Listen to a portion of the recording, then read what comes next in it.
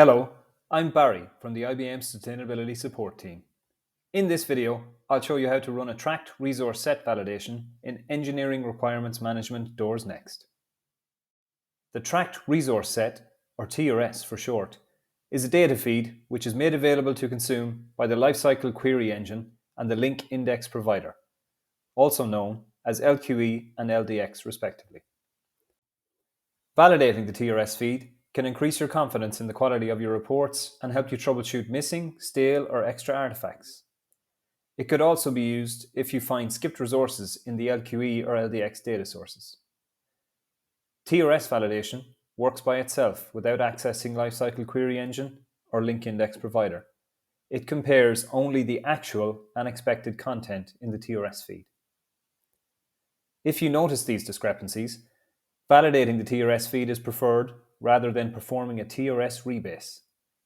A rebase will rebuild the entire TRS feed from scratch and can take a considerable amount of time, during which the server cannot process any new TRS requests.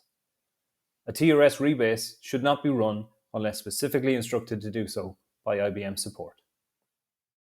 First, Doors Next requires the Selections Validation Disk Cache directory to be set before TRS validation. To set this property, go to rm/admin and find the Advanced Properties page. Be sure to allocate a directory with sufficient storage. We recommend that the Selections Validation Disk Cache directory is placed on a different file system than the Doors Next server to prevent issues if the disk becomes full. In order to calculate the disk space requirements needed for the Selections Validation Disk Cache directory, you can use the Required File System Space Estimate tab on the ORM TRS Feed Diagnostics page. Once saved, you can then navigate to the TRS Feed Diagnostics page. Click on Validate Artifacts and Configurations. You have the option to validate specific configurations or validate all the configurations in the feed. You should always run a TRS validation with the Resolve Problems box checked. Clear cache must be selected if this is the first TRS validation after a TRS rebase. We don't want the old cache to remain alongside a newly rebuilt feed. Click on Start Validation.